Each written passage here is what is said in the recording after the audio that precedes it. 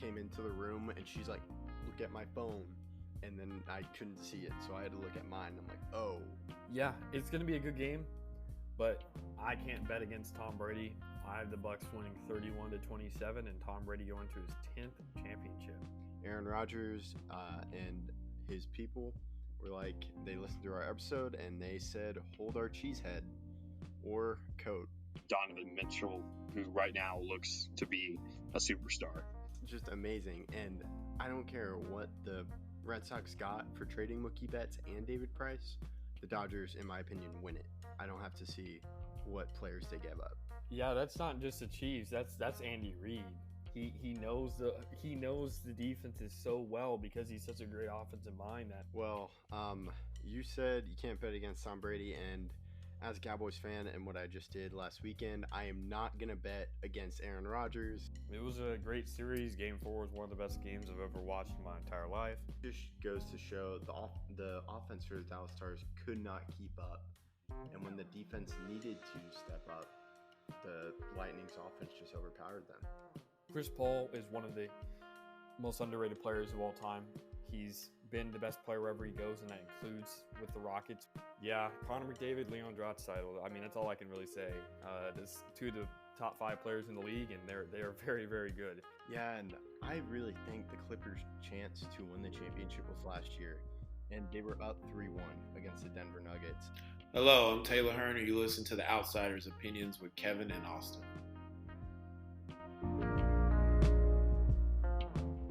What's up, y'all? Welcome to our NHL Opinions of the Week, and today we are doing NHL Power Rankings. It's a little difficult with so many games getting canceled on and off, but before we start, Austin, thoughts on the All-Star game? It's always fun to watch it because it's 3v3, but because it's very fast-paced. But I don't necessarily love the decision to go because of the whole COVID situation. I do think that could put people at risk. But I know they were doing it for monetary gain because they've already lost so much money because of COVID. So I understand why they did it. And I thought the skills competition was pretty fun to watch. Yeah, I'll have to find a YouTube highlights, but I agree. Like, I wish they didn't do it, like, especially when you didn't go to the Olympics because you're trying to fix games in, or so you needed more time. So I just thought would have given them a little more break so then we don't have more injuries. But we'll see how it turns out. But we're going to go for Power Rankings. We're going to go by 4 teams. I'll list them out, and we'll go 32 Canadians, 31 Devils, 30 Coyotes, 29 Flyers. Canadians, how far they have fallen, especially after that Stanley Cup run. But Carey Price has been out. Why am I forgetting the defender who may be out? Shea Weber. Done with his career. Shea Weber? Okay. But you do have Nick Suzuki, so there's hope for the future. And it always happens with some teams, like the Stars last year didn't do well after that incredible run in the Stanley Cup. So any other thoughts on these 4 teams? The Flyers obviously not hired a new head coach. I think they're still on their interim. The Devils are still a younger team that I thought was going to make leaps and bounds this year, but has really, really, really struggled. I thought they were still going to be at the bottom of a very hard division, but they just have been struggling mightily, and with going 1-9 in their last 10 games, that is ugly. As you see, the Coyotes are moving up. They're not in the bottom 2 anymore. That's mainly as a result that they're not even the worst team according to points or points percentage.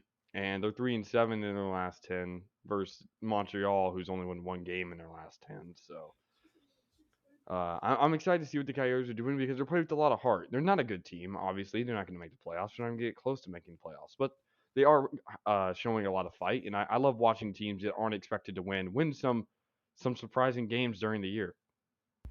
Yeah, I am sad about the Flyers because they had a down year, and I thought they were going to bounce back, but they just didn't. And I did have high hopes for the Devils.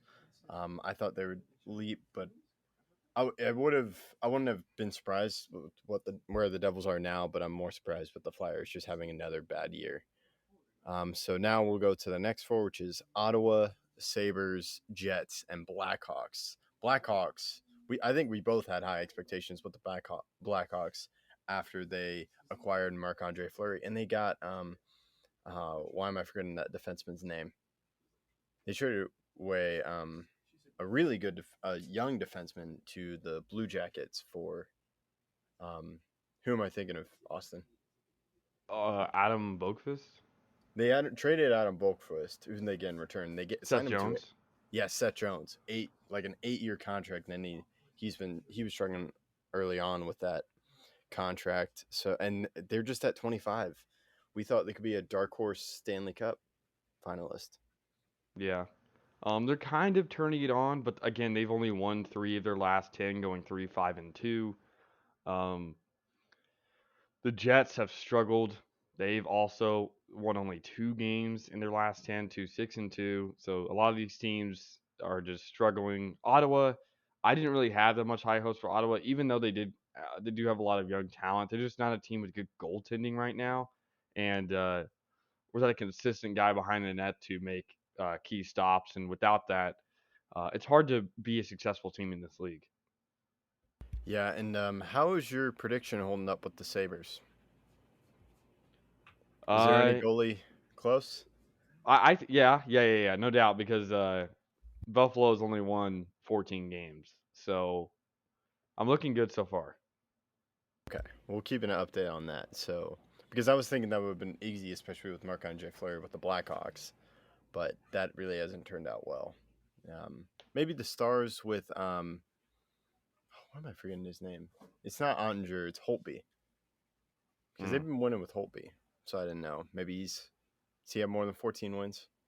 Probably not. I would No. highly doubt it. They've only won 23, and I guarantee you, he's probably not won 14 of them. Yeah, it's true. So maybe I didn't realize we only won 23 games. Thought it was more. Maybe it's a lot of games got canceled with COVID. But now I think we can move on to the next 4, which is Kraken, Blue Jackets, Red Wings, Islanders. Man, I had really high hopes for the Islanders, and it is not paying off. I thought they were going to make it to the Stanley Cup, but they may not even make the playoffs as they are in the bottom third, just above the Flyers and Devils in the Metropolitan Division. And it's going to be tough, especially when the Blue Jackets are there. But that top 4, the Metropolitan, is Carolina, New York, Penguins, and the Capitals. Yeah, So, it's going to be insanely tough. Now, top 5 can make it. It can either be 3, 4, or 5 making from a division, and I think. But the other side is while the Atlantic is not good, the top 4 are. They're going to have to overcome either Boston, Toronto, Tampa, or Florida. So they have to overcome one of these guys. Most likely right now is Washington that they can pass. And while the reason why I'm putting them this low isn't because of their points percentage entirely. Like, they have a better points percentage than Columbus. It's the fact that they haven't played that many games, and I don't know how they're going to play when they have to play multiple back to backs in the same week. And while they are 5-5 in their last 10, they're going to have to turn it up once games start again, because they've only played 39 games and have 38 points, and they have so many more games to play.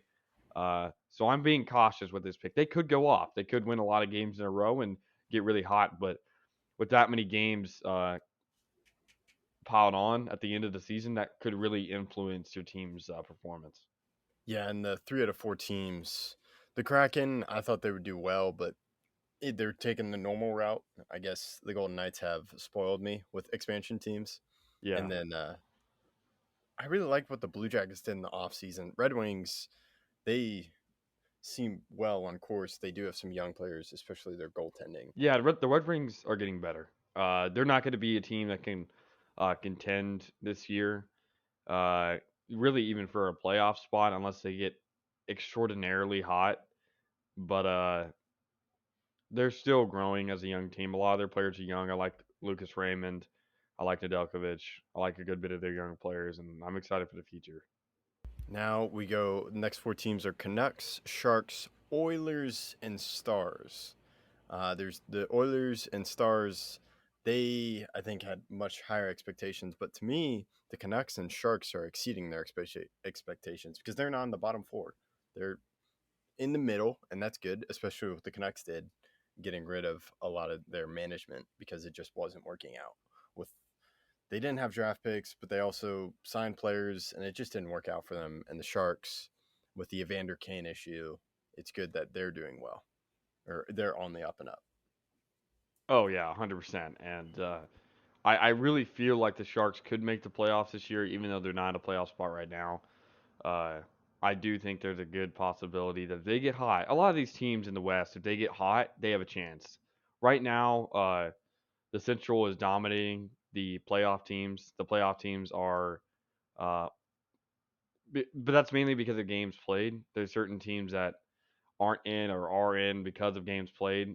Uh, because the Sharks have 48 points in 46 games, while the Stars have 48 points in 43 games. So the Stars have a chance to come back and make some noise. Uh, but the Stars would be in the playoffs right now by win percentage, I believe. No, they'd be one out. They'd be one out or two out, and but they have a lot of games to make up. But so do Calgary and so does Edmonton. The teams you're going to have to pass if you are a Stars fan like Kevin are teams like Los Angeles and Anaheim, who You have also already played root for the 47 and Stars. 48. Hmm. You also root for the Stars, even though they're not your favorite team. But you I also want them. root. I want them to do well, So I but just wanted to include I you. want them to do well, but I don't die by their results. Gotcha. I won't. I've I'm happy with I like Jason Robertson. I love Jason Robinson. Love Jake Ottinger. Love Miro. I'm coming to terms with John Klingberg, but I kind of want to save that discussion for a future or just a few more. So I'll just move on to where I'll talk about Klingberg. The next four teams are Ducks, Kings, Bruins, and Capitals. Have you heard the rumors about Klingberg and the Bruins? Maybe the Stars trade him to I would the love that. I think that would make the Bruins Stanley Cup and contender. it would True. fit because y'all Have need lost many defensemen. yeah. You lost Torrey Krug to the Blues. We also got rid of Zdeno Chara, which I disagree with because he's been a competent player. His plus minus on a team with a below 500 record is still positive. I know a lot of people are very down on Zdeno Chara because of his age and that the fact that he doesn't have that many points, and many people are complaining about him being washed and all this stuff. And while he's definitely not as good as he used to be, he's +4 in his games on a team that is below 500. So he is an impactful player on a team that's getting scored on more than they are scoring. So they're a -12 goal differential on the season. He is alone himself +4, which I think he still is a quality player in this league, even despite his age. And bringing back the Tom Brady talk, Zdeno Chara is older than Tom Brady. So So we're watching a player play at an older age than Tom Brady, and I think he'll reach he'll turn 45 before the season ends. He turns and will 45 in he keep March. playing? Unlike Tom Brady. I don't know. He will reach the goal of playing till 45 though, which was Tom Brady's goal. And right now he's decided to move off from that goal and just ride off into the I sunset like to without a ride championship. I like to ride the idea that Tom Brady was like, I'm gonna do this till I get to not good enough, and he's like, this is taking too long. I'm done. Yeah, but I still think we'll get to this in a Tom Brady Yeah, conversation eventually, but I still think he has a good chance of coming back. well, okay. But Denial is the first step. say again. Denial is the first stage. That's true, but also we've seen many good players come back after having almost MVP seasons after retiring. That's true. Jordan's done it. Jordan has. Mario Lemieux, a hockey guy, has done it to come back and then played like an MVP afterwards. Now, none of them were the age of Tom Brady, but age to Tom Brady is just a number. It has nothing to do with actually how old he is. But continuing on back on hockey points, the Canucks, they've been a very, very impressive team ever since they did sign Bruce, their head coach. Everyone screams Bruce. It's really funny to watch the games when they score. But they could make some noise, even though they're very slow start.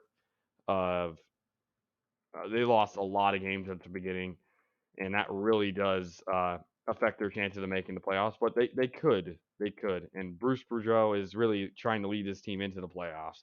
And the Oilers, like you said, they are not getting off to a quality start. Well, they did, but now second half of the season, we're getting into it right now, and they have struggled. They picked up Evander Evander Kane. Kane. Yeah. Yeah. And he's been okay in his games that he's appeared in. And I don't know how this team's going to work, but we'll see.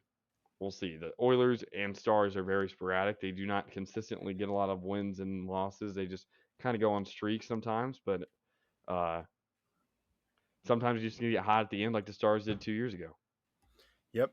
And speaking of the Kings and Ducks, who I think are exceeding expectations because I believe them to just be rebuilding, and the Kings are second in the Pacific, and then the Ducks are right behind them with 3, and they're just 1 win behind the Kings, but they've played one more game. Yeah, but those are teams that have played a lot of games, and I'm putting them up there because they do have the advantage of playing more games, so they know where they stand. But they could fall. And then for Bruins and Capitals, both of these teams expected to be title contenders, and they are because of their experience. But after a scorching hot start by Washington, they're falling back to earth. And then Boston has always been around the middle of the pack in terms of win percentage, point percentage. You want to call it that? Like they have a 640 point percentage, so they're fine. But they're not insane in a very, very, very, very good East. The East is so much better than the West. The East has 8 teams above 60 winning percentage or point percentage, while the West only has 6 above 60%. So 6 versus 8. So the East has is it 3 teams? No, 4 teams. 4 teams above 70% point percentage, while the West only has 2. Colorado, Minnesota. So the East is a hard conference, and that's why I think Washington and the Bruins are struggling more than they would have if they were in the East. I mean West. Yeah, and speaking of the Bruins and Capitals, their window is closing. Like their main guys from when they last won the championship are very old. Capitals, Ovechkin, Marchand. I think he's the only remaining From the guy from. Bruins? Yeah, or am I forgetting No, someone? Bergeron Bergeron. is also there, and Tuukka Rask because he just resigned Oh, he recently. resigned. He's no Yes. longer an e-bug. No, he's been signed for a good bit, but Okay, or for like a month, or I thought he was an e-bug.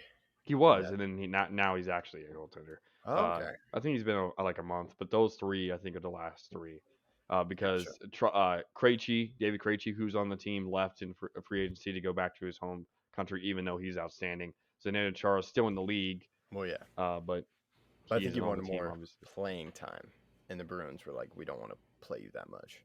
Yeah, that's why I understand why That's he why he left. left, and I don't blame him. I was just saying, but I think Klingberg would really help, and Oh yeah, the 100%.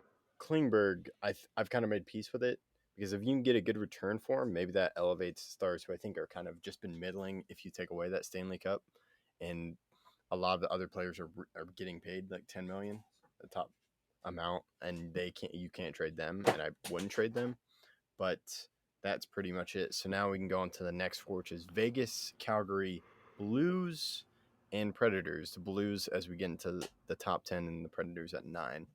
Blues are having a little renaissance, and Tarasenko seems to be playing well for them, and they're working it out. So it's good for them right now. Yeah, and if they can stay hot, they could be a force moving forward. They are 7-3 in their last 10 games and are looking good. Uh, Teams like Vegas are kind of waiting for guys to return. If Eichel could become what he was with the Sabres for a large majority of his career there, this team really could turn it up to a whole new level. Calgary, another team playing well, 6-4 in their last 10. Uh, they also could make some get some guys back from injury, and they're a very hard hitting team, and it's fun to watch them play. A Blues Calgary playoff series would be very, very interesting. And then the Predators, UC Saros, Roman Yossi, very defensively oriented, and that's where their stars lie. And they definitely exceeded my expectations, especially after last year when they started off poorly and then made the playoffs at the very end. They're looking like they're going to secure themselves an even better spot. Now on to the next teams after that. We have the Blues, Predators, Rangers, Penguins. Well, yeah, Yeah. I had said the Blues. Oh Um, yeah. My bad. no, you're good. But that's the Rangers Blues were are starting the there. top 10. Yeah, the Rangers are interesting. And then back onto what you said with the Blues and Vegas and Calgary. Blues are kind of closing in on that championship window. They still, I think they want to get another one, and they just haven't been able to go far in the playoffs ever since. But the Rangers, number 8, um, really interesting. Like they have the talent, and now they're putting it all together, and so that's why they're at 8, and they're above the Predators, who are second in the Central. But we have 8 more teams that are better. But thoughts on the Rangers? Yeah, so I don't think we mentioned the next. So it's Rangers, Penguins, Lightning, Wild. And yeah, the Rangers are a team that I did not expect to be in the top 8 because I knew that category of teams are going to be very, very, very good. There's a lot of parity in the NHL, but the top teams can really be uh, up there, and they are definitely deserving of a top 8 spot. I just thought some of these teams were better. The Penguins have lost one game in their last 10, even though they've lost 3 in overtime/shootout. I'm really liking how they're getting better. Sidney Crosby's back to his old self to an extent. Same with Malkin. What And about I'm Jari? really, really. He's doing well. Oh, yeah, Tristan Jarry. Yeah. He's also performing at a high level. Uh, the Lightning are a team that consistently every year now is at the top and can definitely contend for a cup. They're 7-2-1 in their last 10. Um, and then for the Wild, maybe the hottest team in hockey, 9-0-1 in their last 10 with 5 straight wins. Very impressive team, and they're glad they signed Kaprizov. We are too, because that Yeah. helped that affected our predictions, and it's just great to have a player like Kaprizov. Um, and they are a great offense. Yeah, and the Lightning, I don't know, like they lose a bunch of players every year. They lost players in the expansion draft, and they're doing fine. And Stamkos is playing, or Sergachev, or Kucherov. No, Kucherov, yeah. Kucherov. He's back. So LTR theory's suspended for now. Suspended. I'm fine with that. We suspended operations. We're waiting to see the next. Well, yeah, because he came back. Yeah, Now but he was out for a while. he was out for a while, but they had to clear some cap, and that leads us. I know we already talked about Vegas, but I don't know how they're going to make the cap work with Eichel, unless he comes at the start of the playoffs, and then Mm, Eichel theories mm, take over Kucherov And theories. then we're unsuspended. We are Yeah, or we're back unspent. in working action.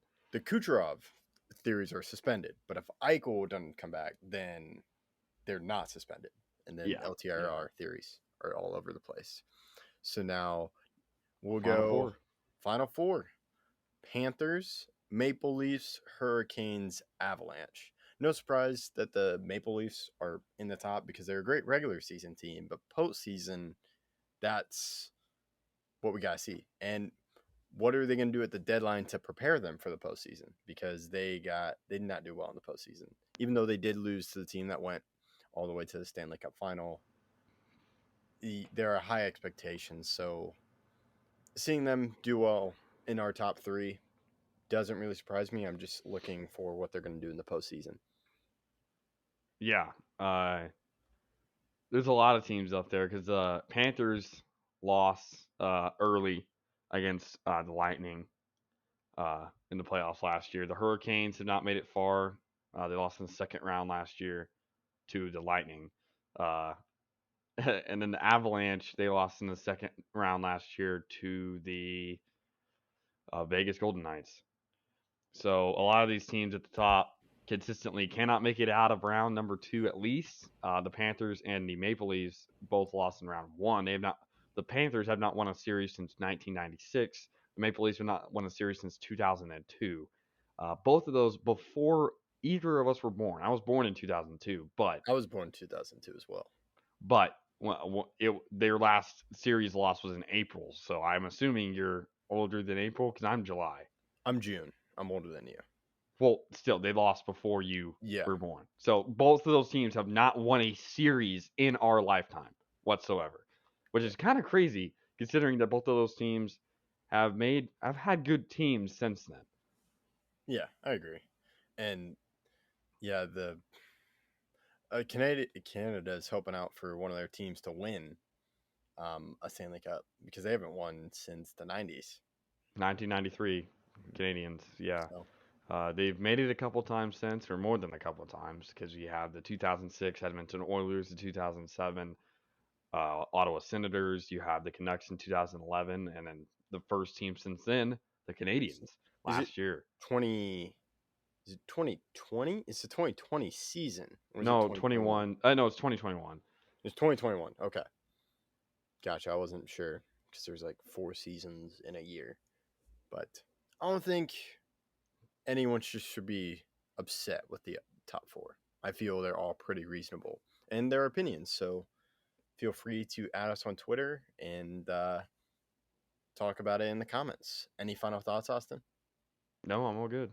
Cool. Well, thank you for listening and be on the lookout for future episodes from Outsiders Opinions.